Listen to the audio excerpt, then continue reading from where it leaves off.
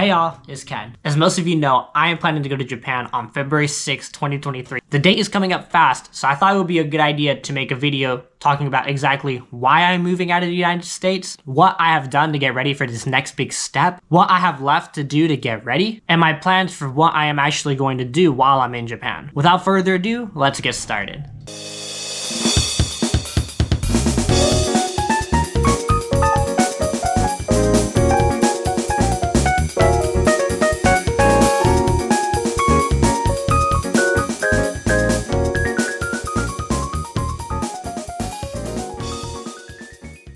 So the reason why I'm leaving Japan is 100% for personal reasons. I've lived the past 16 years of my life here in the United States, and I've been all over it while traveling. I've been to California, New York, the Grand Canyon, the Midwest, even places in Mexico and Canada. I feel like I'm pretty much done with this side of the world. After I finished college, I knew I still wanted to travel, and I wasn't sure exactly where I wanted to start my future yet. So I thought about what I should do next. This led me to realize I could flesh out and go do exactly what I've been wanting to do for a while now. Being half Japanese and just finishing college, I thought it would be a perfect time for me to go travel around Japan. I was really young the last time I lived there, and I don't remember very much. My experience in Japan is slightly better than the average person's on this side of the globe, which is close to none. I still remember how to speak Japanese from my time there when I was younger, but actually living there on my own is going to be totally new for me. My plan is basically to pack 2 suitcases and move halfway across the globe on my own. Saying this out loud makes me think like, damn, that's a crazy idea. But I can't help but feel excited. I saved up a lot of money working during high school and college, so I will be able to film and do a lot of things while I'm over there. I feel that I have a comfortable amount of savings to be able to see everything that I want while I'm in Japan. Also, I wanted to mention one other thing that motivated me to do this. While I lived in the United States, mind you, this is overall throughout the 16 years that I've lived here, I've had several people say, I don't want to visit Japan. Japan seems like a dirty country or overpopulated country, or some other unnecessarily rude things about Japan.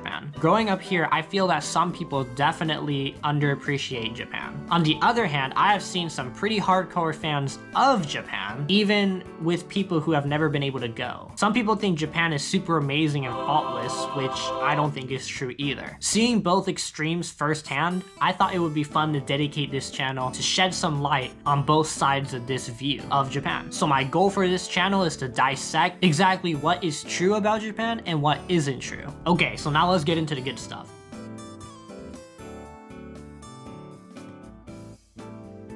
What have I done so far to get ready for my trip? I'm pretty excited to share what I've been cooking in my room ever since I graduated college last May. First things first, I did a lot of research on exactly what I wanted to go see in Japan and perfecting my itinerary, which I'll share in just a second. I got my airplane ticket back in October by stalking Google Flights for about a month to try to get a flight for about $1,200. I was okay stopping in Dallas or Canada to do a connecting flight if need be, because, you know, I'm still young. I don't mind sitting 5 hours at some airport if I can get a cheaper flight. I'm okay with that. However, I was able to find a direct flight for $1,300 from Houston to Tokyo. And since the direct flights are around $2,600, $2,400 since I've been looking, I thought it was a really good deal, so I went ahead and booked that one. Unfortunately, about a week later, I saw the exact same flight for about $1,000.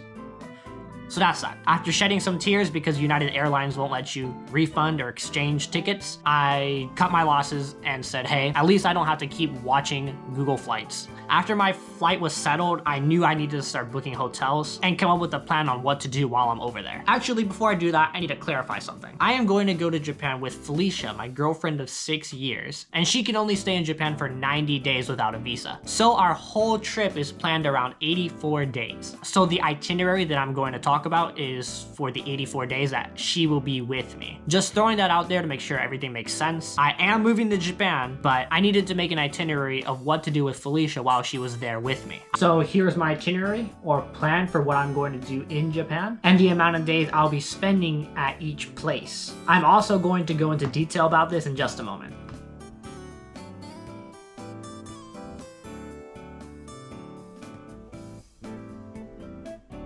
I booked about 7 hotels for our 84-day trip because I had trouble booking for longer than a month at a couple of them. A lot of the hotels didn't want us to book over 30 days, so we decided to book several hotels to make up for that. I wanted to use Airbnb, but they really wanted me to pay up front, and I wasn't comfortable doing that. So I decided to use booking.com, which gave me some security because they didn't require me to pay until the day of or a couple days before we actually got to the hotel. This gave me some flexibility because I was able to book things if I wanted to, and then later something else would pop up and then I could just cancel and change rooms, for instance, and that was really nice. I definitely did that a couple times. Also, I needed to make sure my plans all lined up and I got to do everything I needed to do. So having the flexibility of free cancellation was definitely really nice. So here's my overall hotel bookings and what I'm going to be doing in between them, which actually ended up lining up perfectly.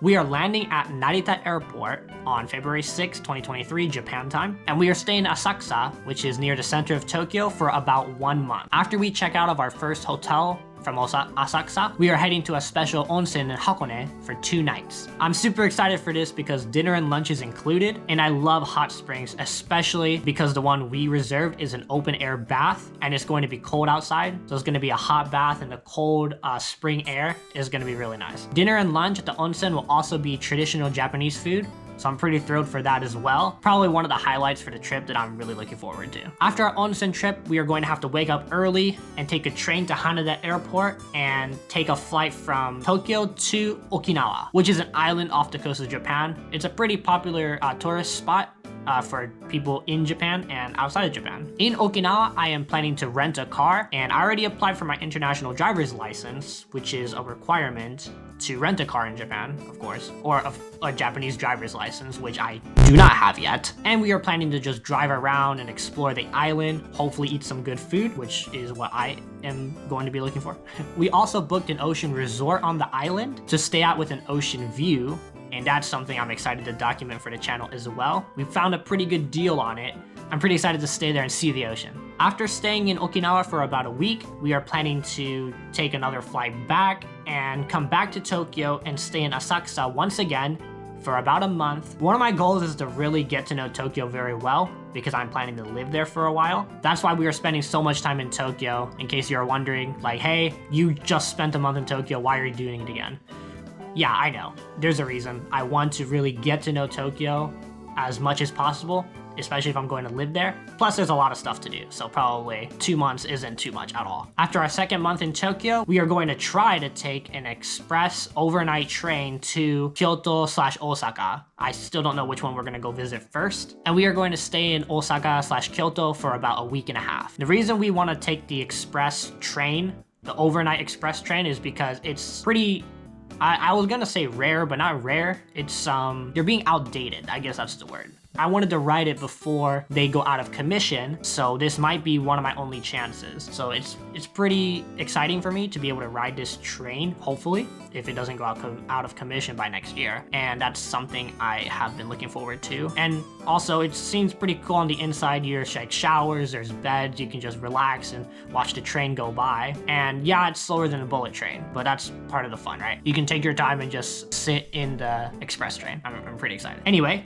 while we are in Kyoto and Osaka, we are planning to visit some samurai castles, shrines, or any other things that you guys can request to us. I will be looking in the YouTube comments or any other way you can contact me on my social media. I'll be looking out for that. Just let me know. I'll do my best to try and get to every request. I don't think I'll have that many. So stay tuned for that. And after Kyoto/Osaka, we are planning to take a normal bullet train back to Tokyo, and we are going to stay in Ueno for the remainder of the 2 weeks that Felicia has before she has to go back to the United States. Ueno is a little northeast of Tokyo. There's still a lot of stuff to do there. For instance, the Ueno Koen, or the Ueno Park, is pretty famous, and I'm excited to see it, especially during the springtime. It should be very pretty. Again, while we are in Tokyo, we are going to try to see everything that we can.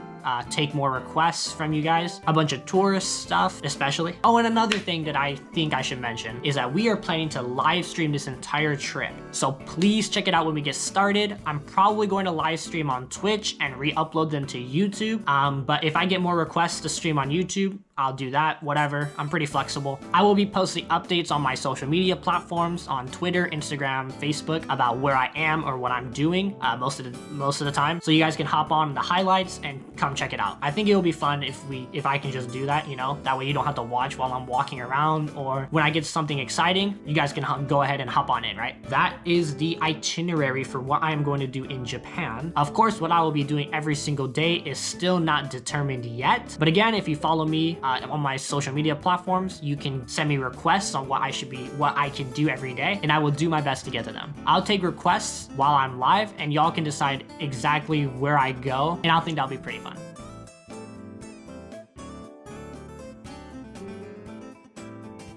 Okay, finally, now an update on what I am working on currently, or what else I still have left to do for the trip. So I booked my hotels and my flights. I haven't paid for all the hotels yet, but I still need to book my airplane tickets for Okinawa, and I still need to reserve my rental car for while I'm over there in Okinawa again. I'm also planning to rent a Wi-Fi box that I found online for about $40 a month, unlimited data, which will be very helpful for my live stream. And another thing I was thinking about, but I realized I really don't have to do it yet, my express train ticket to Osaka/Kyoto. Well, first of all, I can't book that until a month in advance for whatever reason. And the bullet train I need to reserve for the way back, I can get that at the train station. So I might as well just wait for that. That's what I did last time. It wasn't a big deal. It was pretty easy. So I think I'm just gonna do that again. And another update.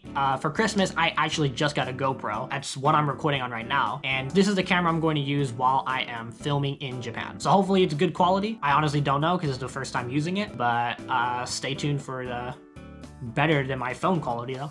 Okay, I think that's everything I wanted to update y'all about for my trip. Everything I've been working on, everything I still have left to do, and honestly, I'm pretty excited. Anxious? Maybe both. Anyway, I really hope the content comes out good and everyone enjoys them, and that y'all have a great time following me around while I live in Japan. Anyway, I'll see you guys in the next one. Stay hungry.